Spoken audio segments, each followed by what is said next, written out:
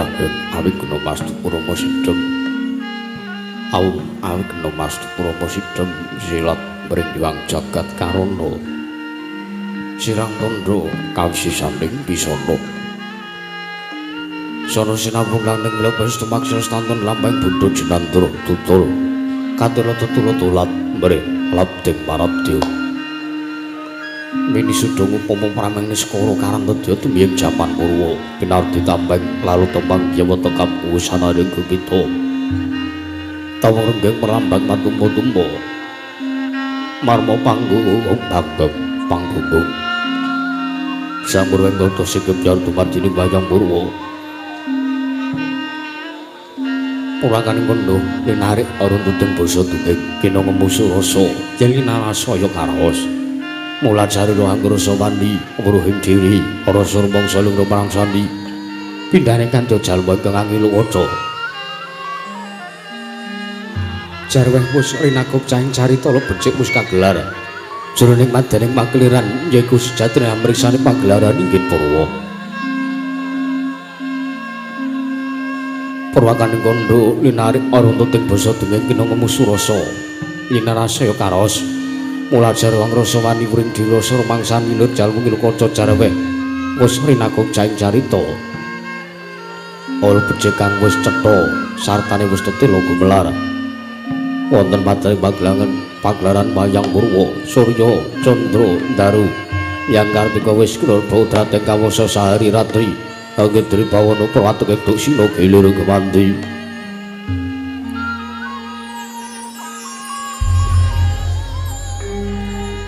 dadi petanganing dina sasi warsi pintu kang sarpapat retungan tangkar tumangkarta ya siram buntu japat ing krembyah dadi padang kutu-kutu walang atuga burung-burung yang buronte dadi berangan tanpa wicalan padang terawangan senari sangbang renang ingkang sumur bawani jagat mungguh jagat wetan tuk mungguh-mungguh mungguh ngalengan mukir abang merenganga lamun gagsaya dilat-dilato bumi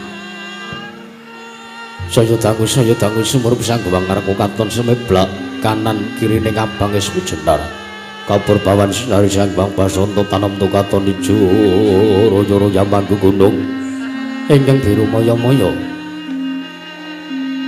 bocah gunung kinemulan kendalu kasih ing Praban Cana lenggat lenggut nganti kaya gunung Makutha Mega tan wetawis dangu soleh kawula dasih dening rasanga upaya buka karo Tegal Sawahi anglur sira tatana pedhote senambi sendunan sesindenan mikul karo lugune anggiring raja kayane sawanana pirembagan sumur wangi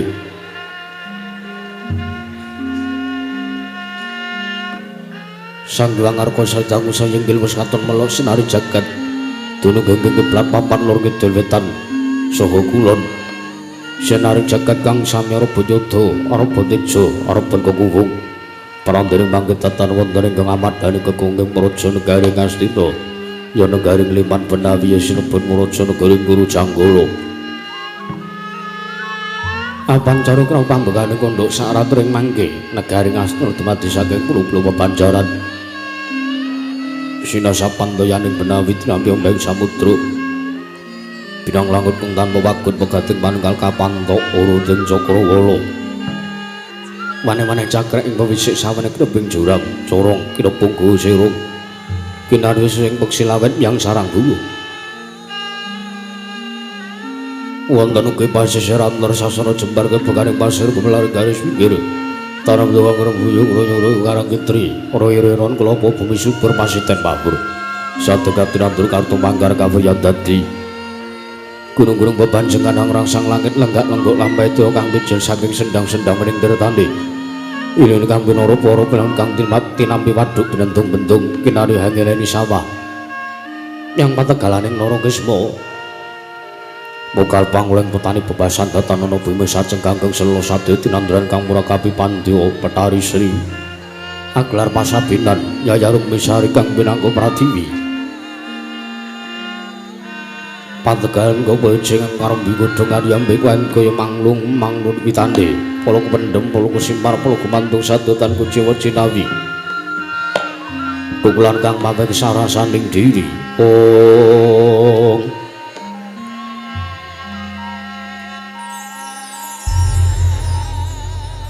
Ingon ing raja kaya dewen sansaya ngrembug lamun sakagareng mangunan.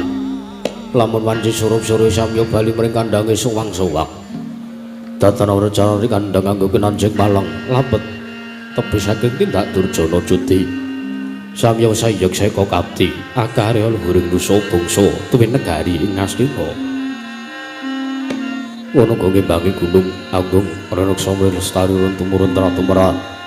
Sadaya dadi huruk-huruk aning lingkungan langkung-langkung lamun tunaliti sampun samya samet ing sanggeman sepentebe saking tindak sansaya sinansaya padha winodanane momat sinamatan daya dinayan sawiji cis papan wijating jejiban kang pinuji temah mawujud manunggaling cipta rasa karasa kang satemah babar karya kenging binasake negari Ngastina laku sulakya mancik marang Jampang Jara Panjang kunjung pasir pawukir Lojinawi kemari pakarta tata Raharja.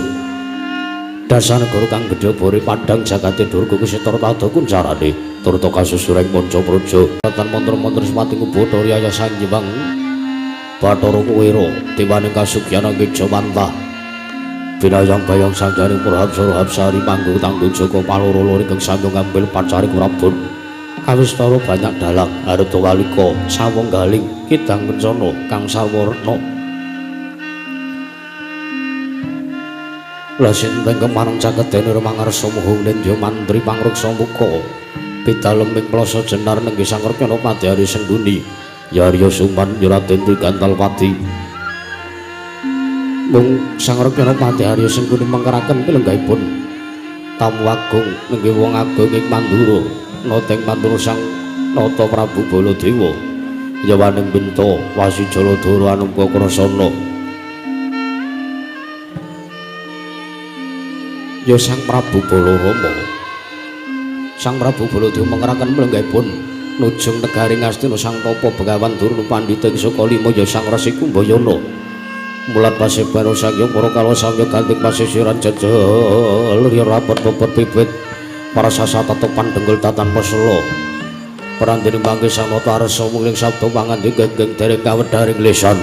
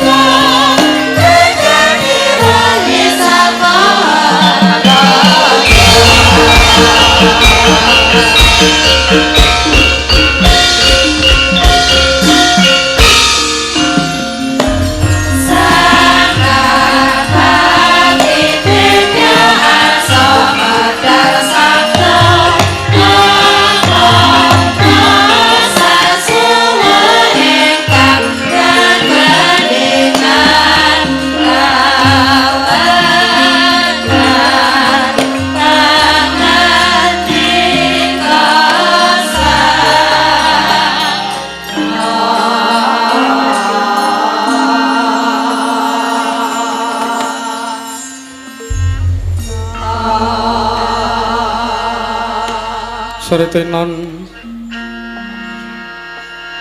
neng pasewakan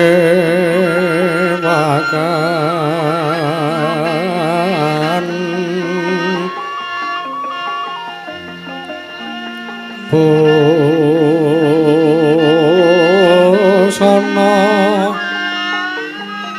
maneka warna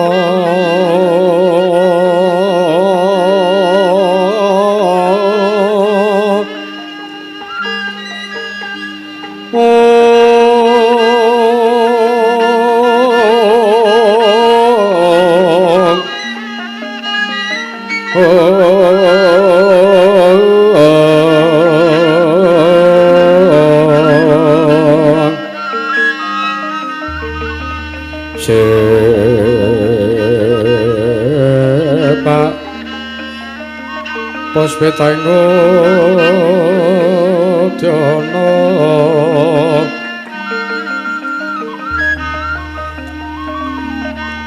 yang manjrah Sarwarokma Rangking Panik Nara Narawata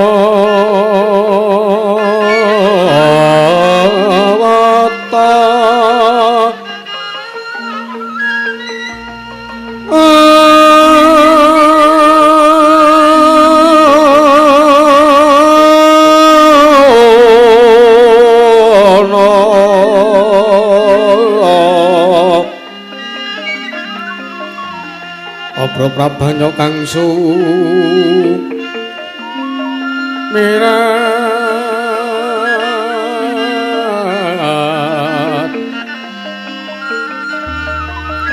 kenyaring neca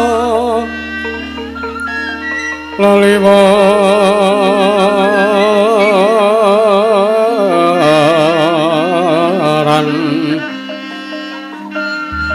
ler kilat sisiring Patek sisiring tatek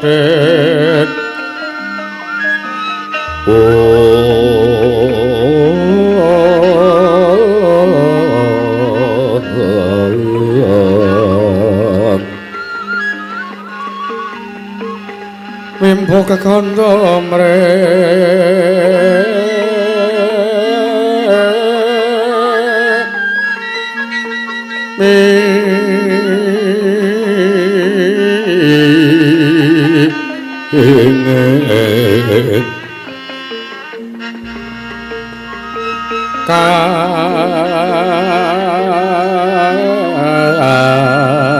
Jupeng maruta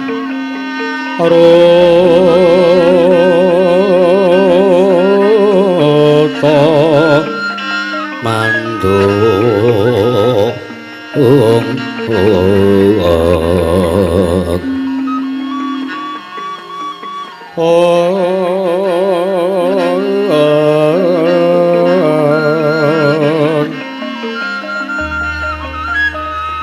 separan mangambaraku ngas nebeki jero prasewakan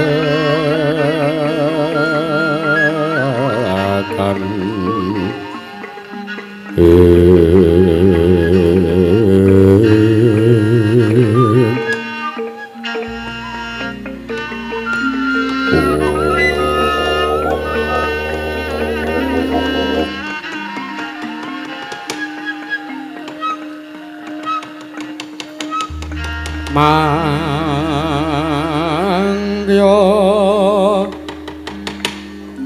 trajating praja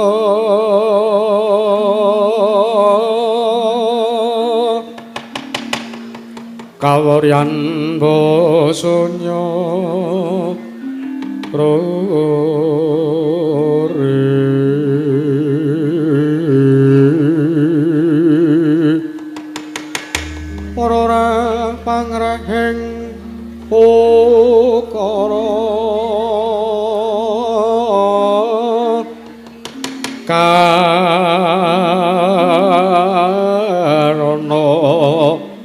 tanpa palupi ati lar silastu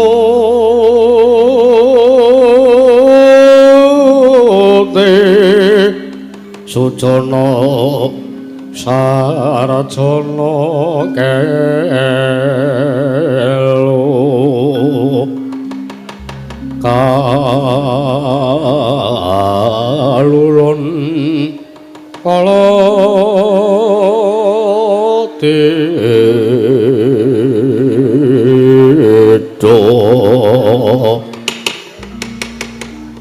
tidom tandhaning mati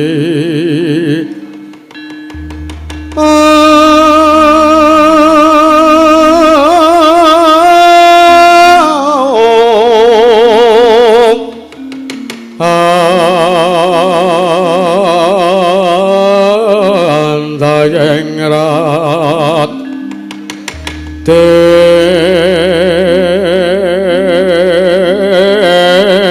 ning karoban robekto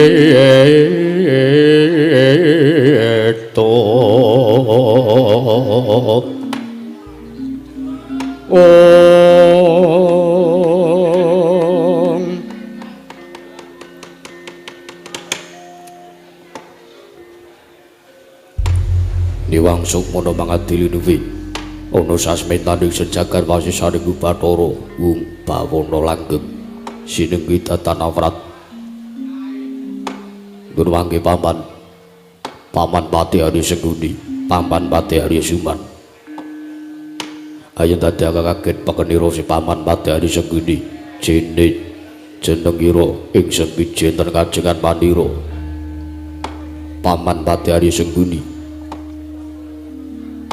kawula ana ninggingkir diwaji sesembahan kula pengayoman kula wonten ing Madyapada prating belahan Gusti kula Sanata sinuwun Prabu Duryudana inggih anak Prabu Jaka Pitana nuwun mangke miji dhateng pisuwanipun ingkang pamaning kepatihan nggih ing Jawi damel kewatosing manah Pindaran Salamba pinanjaring alun-alun kumitiran saruk maras manahipun ingkang pamaning kepatihan nanging sareng caket wonten ngajengan Paduka anak Prabu Duryudana araos kula tebih saking raos kemarasan wontenipun kula namung ngarsa nungsung mamarta saha kula nyadong dawuh timbalan Paduka anak Prabu Jaka Pitana nggih kawula ana ninggih Paman Pati Hari Senguni katipalan anggen sira ingsun percaya minangka dadi badal wakil ingsun marata tiyaki pranata tata rakiting kaprajan negara Ngastina atur numbring panjenengan ingsun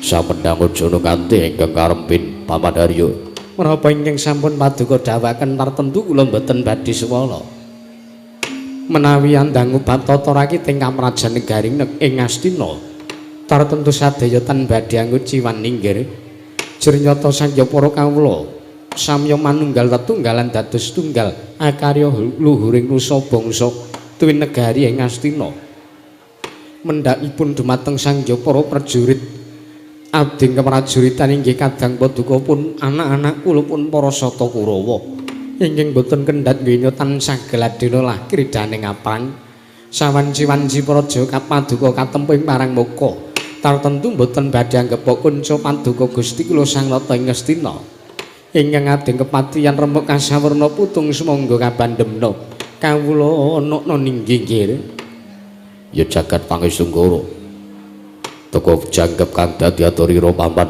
gawe marem jasingsun ora lipat pakaryan ingkang utama wae tindakno selawase urip paman pati Arisangguni menapa ingkang sampun paduka dawuhaken kula mboten badhe welan kula mboten badhe suwala namung derenan sasampunipun kemareng kula ngaturaken sembah pangabekti kula kunjuk sandhaping pepada paduka Gusti kula Sang Nata anak Prabu Jaka Pitana nggih walat menawi inggih badhe kula tampi teka kula wantun nampi sembahipun tiyang sepuh nanging iku semanten Jernyoto jika tiga king minangka nata negari Ngastina kula kang pinangka nalindra paripaksa sembahipun paman Harya kula tampi dawa sami-sami putra agung prayogan lenggahipun paman Harya sampun boten kirang prayoga anggen kula ngadhep wonten ngersanipun anak Prabu Duryudana kawula non Durwangi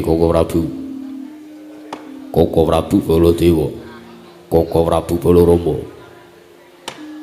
Sarawa patu wonten Praja Negari ing Ngastina ingkang rayipun Jaka Pitana ngaturaken kasugengan saha asep-pasegan monokrami mugia kunjuk wonten karsa patuhan Koko Prabu Baladewa ya jagat pangestu kawayahu Bathara jagat Pathik Indra Jaladewaku waladala iki yayi samangke paduka yayi Prabu Duryudana miji dhateng pisanipun ingkang raka ing Mandura asep-pasegan monokrami sampun kula tampi damel bumbung sing manahipun ingkang raka ing Mandura yayi mboten langkung sowan kula wonten Praja Negari Ngastina wonten ngarsa paduka Yayi Prabu Jaka Pitana kula ngaturaken salam taklim kula mugi kunjuk wonten ngarsa paduka Yayi Prabu Duryudana Yayi Prabu Jaka Pitana salam tali sampun katur tersanipun ingkang rayi pun Duryudana damel bumbung dasing manah kula mboten langkung kaprayogan lenggah paduka Kanjeng Prabu iki sampun boten kirang paraga pisahan kula Yayi Prabu Duryudana biwa pupuh Banduna pupuh Neban Sukalima rawuh paduka mugia kinantenan karaharjan pramila kula ngaturaken pambagya harja mugia kunjuk wonten ngarsa paduka pupuh Neban Kumbayana pupuh Neban Sukalima lole kentas waru gembal manyar-manyar dok neng dungkul wana alas dadi wana bola tanah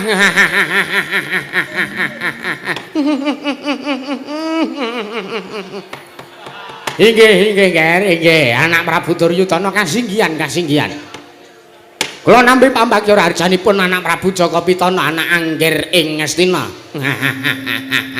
pambagya raja sampun kula tampi sowan kula tebih saking rubeta saged mring karaharjan lan kayiwanan nggih mboten langkung kula ngaturaken pudha pangastawa kula mugi kanca wonten ngarsa paduka anak Prabu Jaka Pitana.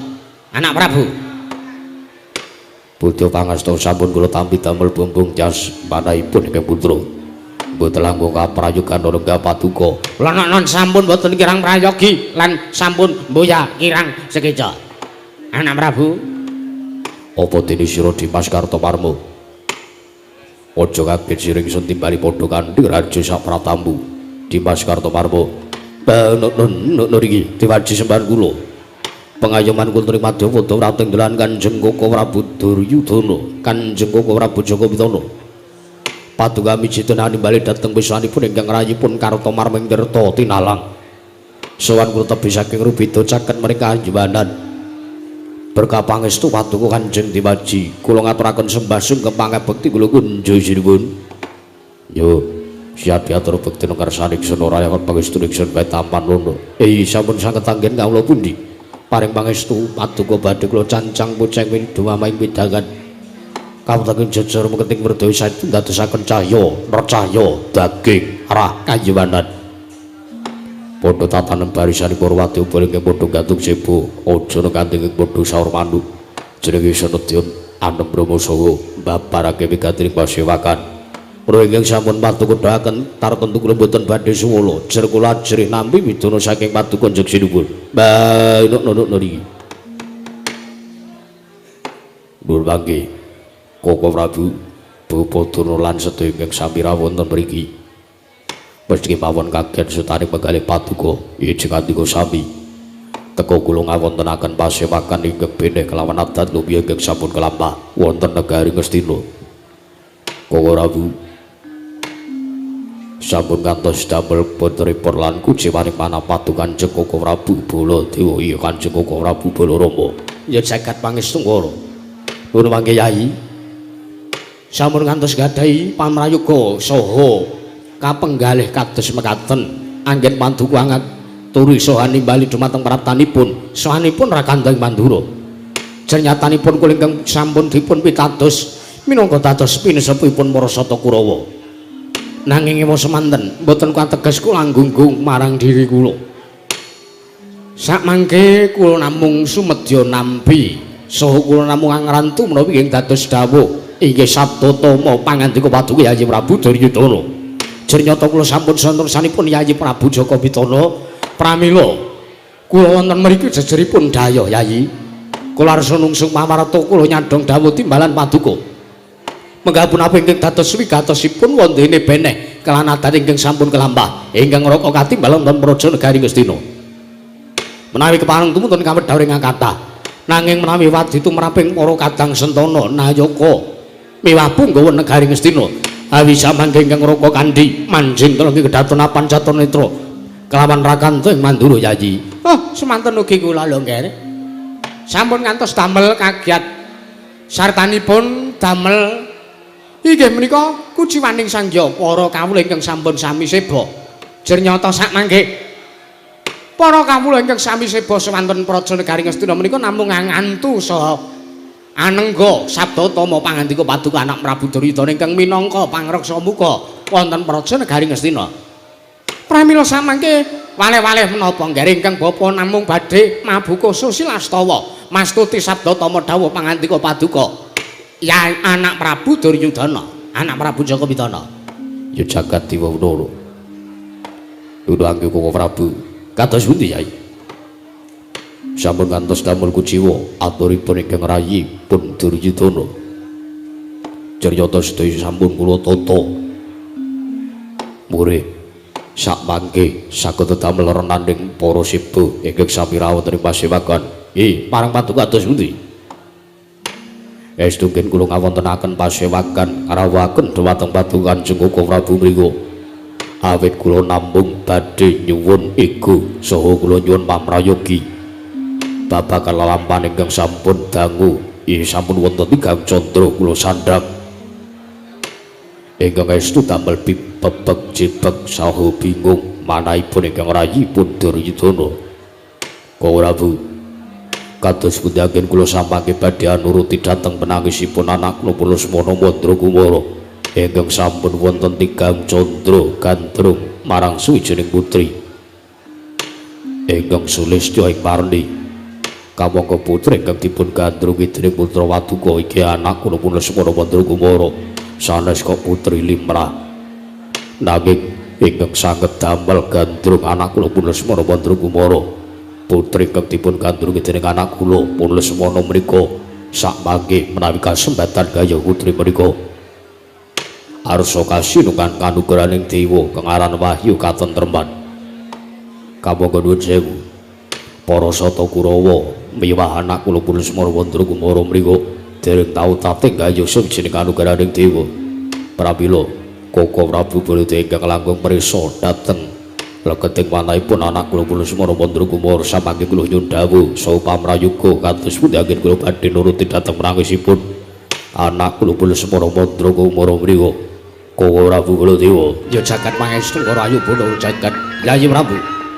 Koko Prabu kula timbalan kagan sutane manahipun ingkang raka ing Mandura sareng kula nampi dawuh pangandika paduka Yayi Prabu Duryudana bilih sakmangke anak kula ing Saraja binangun inggih anak kula pun Saraja Kusuma inggih Lesmana Mandra Kumara gandrung kapiyandhem kaliyan sawijining wanita ingkang Sulistya ing Parni. Kamangka miturut pangandika paduka Yayi Prabu Duryudana wanita menika menawi dipun wengku garwa tartentu badhe ndadosaken srana tumedhang kanugrahaning dewa ingkang awasta wahyu katentreman. Kasinggihan mekaten lajeng sinten? Sinten Yai?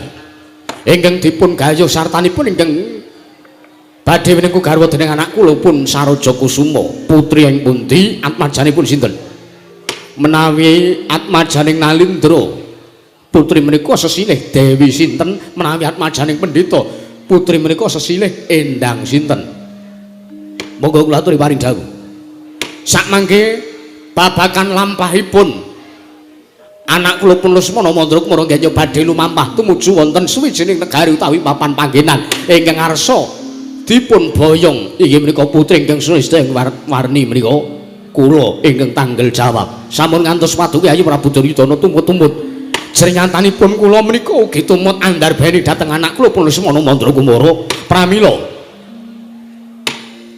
perkawis dawuhipun anak kula pun Lesmana Mandra Kumara menika kula pasrahaken kula suwun sakmangke Yayi Prabu Duryudana masrahaken dhateng ingkang Araka ing Pandura matur sembah nuwun saderengipun nanging mugi dados ing kawuningan ingkang damel kagetsanipun ingkang rayipun Duryudana putri menika nembe sepisan kula midhanget sesilih lan asmanipun ugi negari durungipun sinten lan pundi negari durungipun Yayi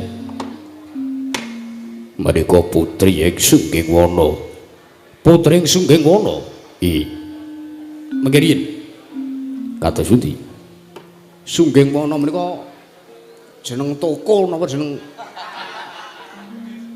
Nun mangke Sungging Wana menika nami negara jeneng negari walah jagat dewa Bathara walah dalah nembe sepisan menika kula midhanget negari wonten negari ingkang nama negaring Sungging Wana Yayi iki sinaosa kula tasih dereng mangertosi wonten pundi jenengipun negaring Sungging Wana tartentu sakmangke menawi kula sampun sagah lan kula ingkang nanggel perkawisipun anak kula pun Lesmana Mandra Kumara tartentu badhe kelampah dawuhipun anak kula pun Lesmana Mandra Kumara matur sembah nuwun lajeng dawuh menapa ingkang badhe katempuh lan sakmangke munggu ngrembak babagan perkawis wahyu katentreman Yayi Prabu wonten timbalan nuwun sewu menawi bab wahyu menika utawi bab kanugrahan menika wujuding gaib menika mboten mawujud menika perkawis menika sanes dalanipun ingkang Raka ing Mandura menika sanes bidang kula menika sanes inggih menika basik kula menika sanes kanugrahan menika kula menika namung badhe sakbiyantu ragat lahir nanging menawi bab kanugrahan menika kalebet ragat batin pramila menawi bab kebatinan kula aturi masrahaken dhateng paman Kumbayana ing Sukalima mekaten nggih Bapak Duru wonten dawuh nggih kados pundi mitra paduka menawi anak kula inggih putu paduka pun Lesmana Mandra Kumara inggih Saraja Kusuma arsa anggaya dhumateng putri Sungging Wana kawangga nuwun sewu putri Sungging Wana menika mitrat sasmitaning dewa lumantar pasumenanipun anak kula pun Lesmana ing Saraja Kusuma samangke putri Sungging Wana menika badhe dados lantaran temedhaipun wahyu katentreman Badrana lole gondhong blekuduk manyar-manyar somorante awala kamanaga kula kaprit kantel putring selikur tina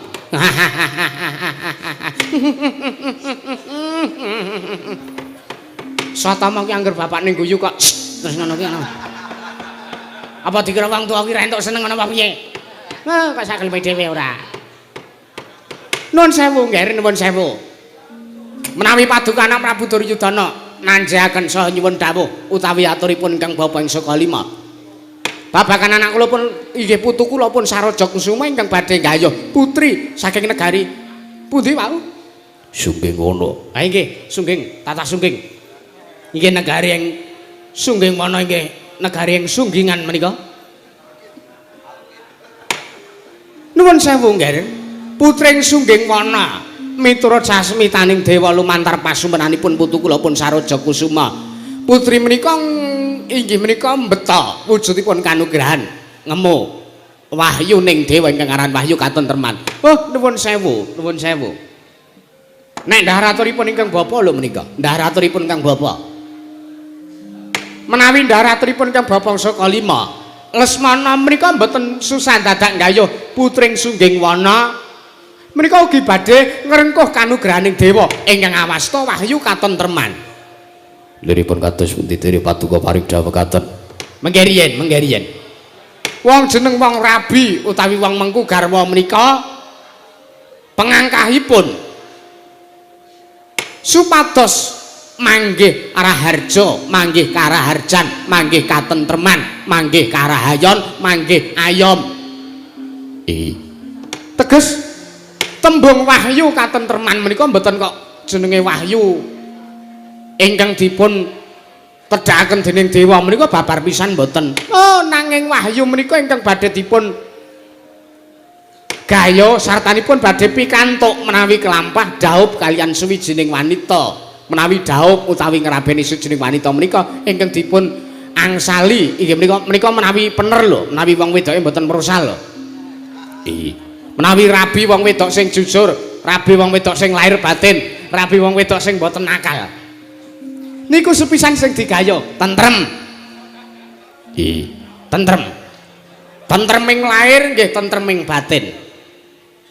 Menika menawi wong wedoke bener, menawi wong wedoke jujur, wong wedoke ora tau ngapusi karo wong lanang.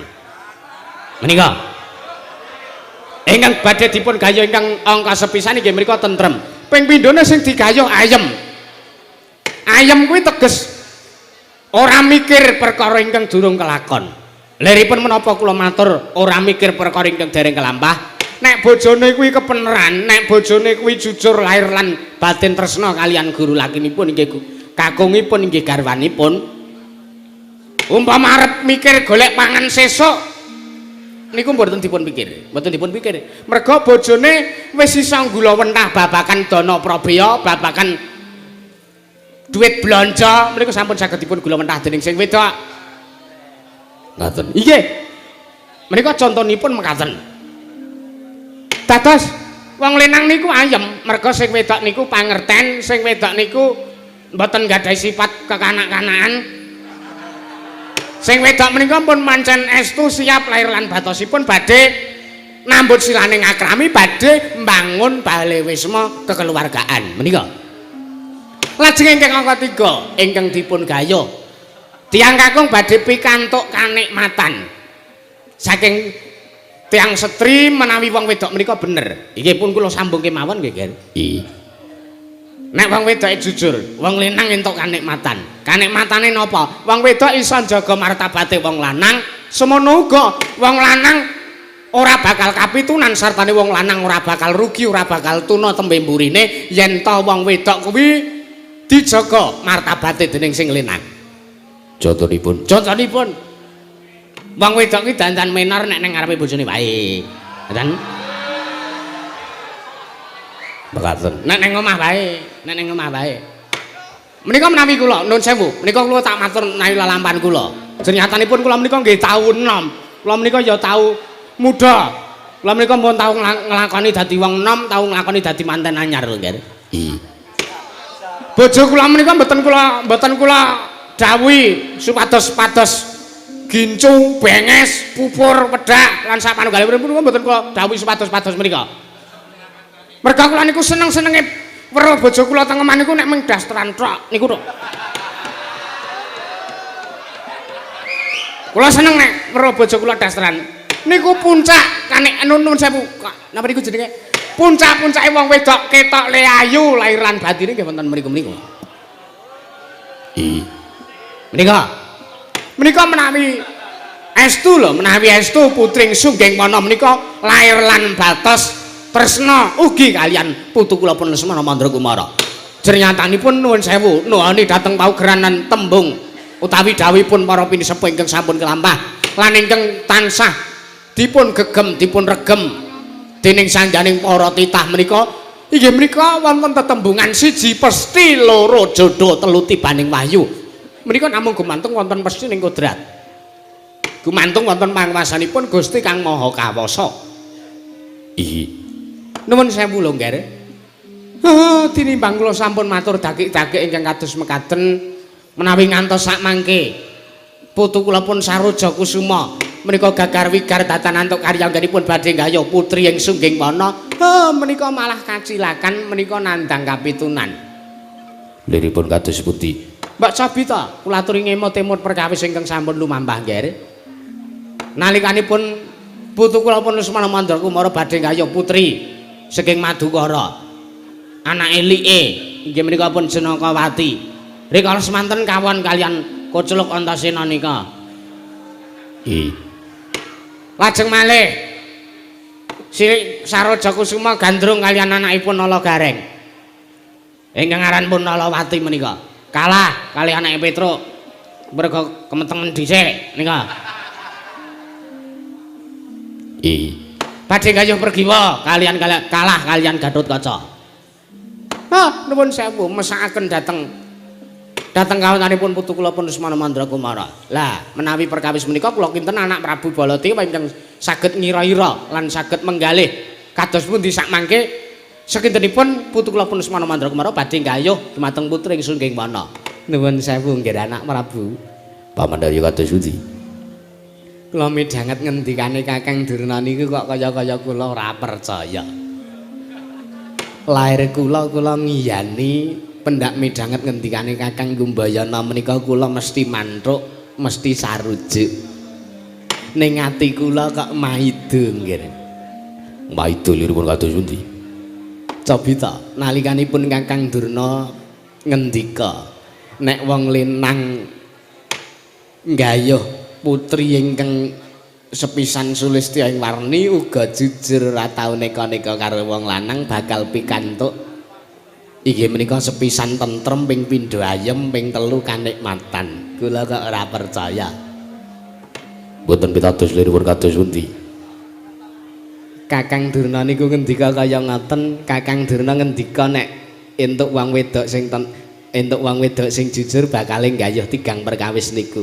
Nuwun sewu. Wong Kakang Durna niku mboten nglakoni perkawis niku kok. Mboten nglakoni lelampahan niku kok. Dipate kula Kakang Durna. Sampeyan aja kebiyahuyan. Sampeyan aja mitenah karo dulurmu tuwa ing Sukalima. Kula pancen bener, orang gayuh apa sing wis tak aturake wau kula bener. Kula mboten gayuh. Nggih. Bojo kula nggih mboten kula dawuhi tumbas wedak pupur, lipstik gincu, penges lan sak panunggalanipun. Niku merga bojone sampean wujude jaran. Hus. Ngawur ora? Lah ya bener mawon kok ya. Napa ya kelakon lagi pisan iki ana jaran nganggo daster niku. Terus kaya ngapa wujude lah. Sampun gumujeng kare sampun gumujeng mboten. Kula mboten gegujeng lampanipun Paman Durna niku mboten. Nanging kula mriku mbayangaken jaran ngagem daster menika lho. Wah. Do seneng. Nek aku kewirangan do seneng. Apa? Sareh Paman Durna sareh. Menika namung kagem bahan mirembagan. Nggih. Mboten napa-napa. Kula mengke nek lasem pun meni kula terus mak dengkluk ngoten kok kula nggih. Sampeyan iki kok ora ya ngunekke rumpakane kok. Lajeng kersanipun kados pundi? Paman Kumbayana menapa sekitaripun wonten dawuh? Sampun. Sakmenika dipun pesthekaken kemawon. Ingkang pados syarat srana saha ingkang lumampah tindak dhateng praja negaring sungging wana sareng kalian pun para sata Kurawa. Utaminipun putu kula pun Saroja Kusuma inggih putu kula pun Lesmana Mandrakumara. Serananipun samangke kula ingkang badhe ngamping-ngampingi dhumateng putu kula pun Saroja Kusuma. Kula ingkang mangke badhe ngular-ulari, kula ingkang badhe samangke maringi seserepan wewarah sartanipun paring kawruh dhumateng putu kula pun Saroja Kusuma. Monggo kados pundi anggenipun tiyang ingkang badhe nambut silaning akrami badhe mangun bebrayaning ageng. Jenyatanipun nuwun sewu lho, Nger. Menika menawi kasempatan. Bojonipun Lesmana menika kanggo selawase urip. Ora mung kanggo sepisan nek wis rampung gek terus dibayar dibuang mboten menika. Nanging sing jeneng bojo menika kanggo selawase urip, ya pendampinging lahir, ya pendampinging batin. Senes pendamping kebudayaan jeneng. menika sampun ngantos ing sakmangke putu kula pun Saroja Kusuma menika keseluruh wonten margi ingkang klentu. Kula ingkang sakmangke badhe ngambing-ambingi dhateng putu kula pun Lesmana Mandragumara. Kula badhe caket sartanipun kula mboten badhe tepi-tepi saking putu kula pun Lesmana Mandragumara. Lajeng ingkang angka kalih anak Prabu Baladewa ingkang sakmangke nyawisaken syarat sarana uba rampe lan sak panunggalanipun saking negaring Ngastina ingkang badhe katujokaken wonten negaring Sunggingwana. Perkawis kasembatan aman ayam tata titilan tentremipun anggenipun putu kula pun Lesmana Mandragumara badhe kaya putri Sunggingwana kula pasrahaken dhateng Resa Patukan anak Prabu Baladewa. Paman Durna sendika iki. Nggih. Lajeng seranaripun kados pundi? Sakmenika menawi prayoganipun mekaten kemawon. Kados pundi? Putu kula pun Saroja Kusuma dipun timbali sowan, dipun timbali ngadhep wonten sanipun tiyang sepuhipun. Kula mengke badhe nanting kalian putu kula pun Lesmana Mandragumara. Mekaten Paman Durna. Nggih. Istirahaken dawuh Paman Arya. Kula wonten timbalan. Katimbalana sowanipun anak kula pun Lesmana Mandragumara sakmenika ugi. Ngestaken dawuh nggih. Prastawa dawuh paduka anak Prabu Duryudana sakmangke kula nyuwun tambeng pangestu nyuwun pamit. Badhe sowan dhateng kesatriyan Saroja Binangun nimbali dhateng pratanipun putu kula pun Saroja Kusuma. Ingkang atos-atos sampun kados lare alih mawon.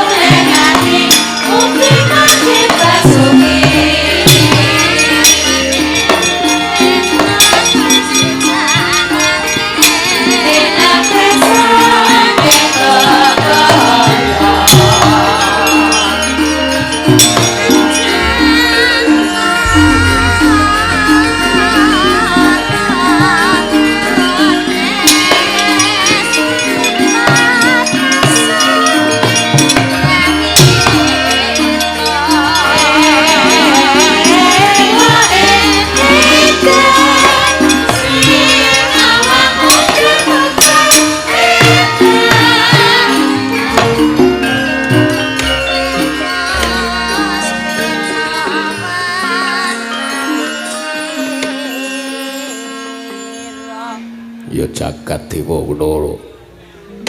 Paman Harya. Kula wonten timbalan nggih. Nuwun sewu. Akhiripun anak kula pun Saroja Kusuma sowan lakon teka kawontenanipun kados mekaten. Liripun kados pundi? Anak ratu kaya dudu anak ratu. Putra Nalindra ora kaya putra Nalindra. Mriku netranipun abrit kenging napa? Aduh. Mboten mangertos kula nggih. Kula wau pinanggih wonten ing kasatriyan sampun gletak ngakar-akar menika. Mboten emut para waduk sinalameng nggih dipun dangu kemawon. Lesmana padha kanthi raja sapraptambu. Ya langsawangen sangena aku sing nandha rindu Padha kanthi raja aja malah karaoke. Selamat jawanmu. Berkah pamujinipun Kanjeng Rama Prabu Basudewa. Jawa. Sinten sampeyan niku? Duryudana Dudu Basudewa. Basudewa iki bapakku le. Wangsane apa ora? Nuwun sewu wonten ngersanipun Kanjeng Rama Prabu Duryudana kula ngaturaken sembah sungkem mangabekti kula kanca sandhaping pepada paduka Kanjeng Rama Prabu Duryudana Yai Nana ninggih sendika.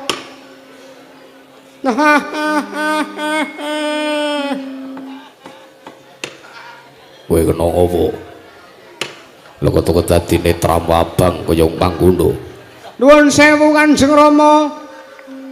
Gandeng kula menika bocah ingkang dipun tresnani dening pangarep. Kala wau kula bidhal wonten ing mriki kula dipun maringi jatah gepengan 3 cacahipun. Tumunten kula ombe lajeng sirah kula dados bombing kaya ngeten Kanjeng Rama.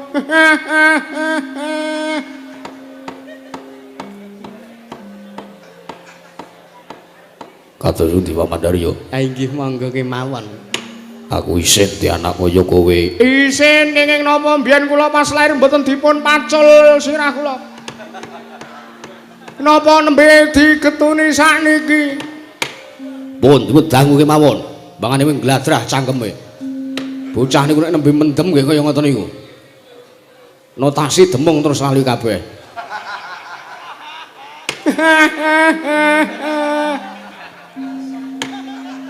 Wah Prabu Mandura iso ae. Kowe ora ngaturke sembah nang kersane awakmu ing Mandura. Inggih po, kula ngaturaken sembah bekti kula wedine kalih sampeyan. Hahaha, yo le cah bagus tak tampa. Ya monggonmu rupian-rupian kok ora ngejak pakdemu karepmu piye? Ah, mengke sampeyan malah ora prayoga le sebo ngersanipun bapak. Ngono. Inggih. Ah, putuku lesmana padha kanthi raja sapratamu ya ngger. Sinten iki? Aku, Eyang Ming Suka 5. Wah.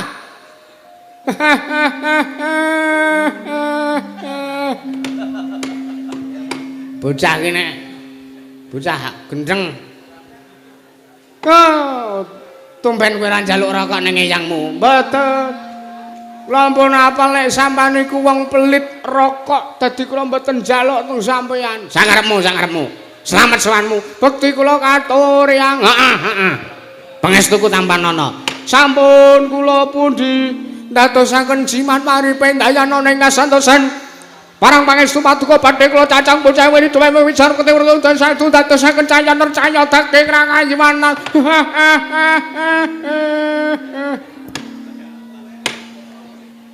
Tak timbali apa tukang dadi wigatine aku arep paring dawuh. Lah inggih tos pundi? Anane Pak Wing Mandura prapta mrene merga sagu gayokake marang gegayuhanmu.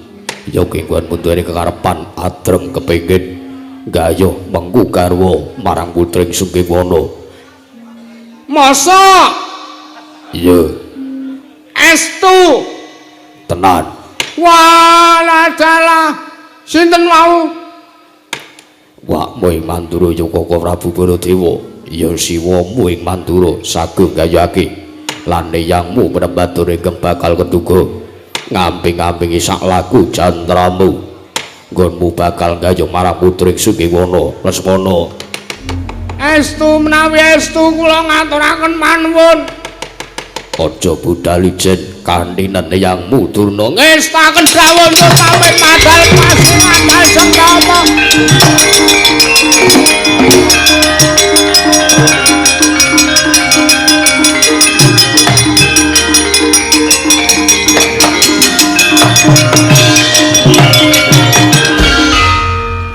pripun kula ajeng budal kok malah dicengkiwing cengel kula.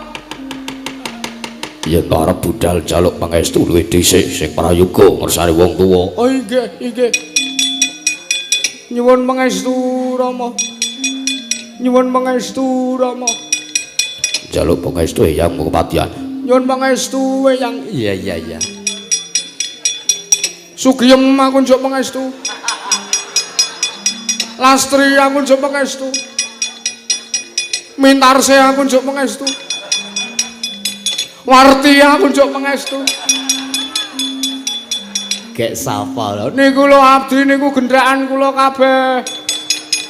Ning ora ana sing gelem kula rabi. Pancen mung arep marati bondo kula niku. Menawi nganten kula nyuwun pamit madal wasilan Kanjeng Rama Eyang Durna monggo kula kanthi ya tak kanthi ger tunduk tak nang tang kunu tang denang denang wah bocah kok sak geleme dhewe ora nyuwun pamit nggih nyuwun pamit. Satu.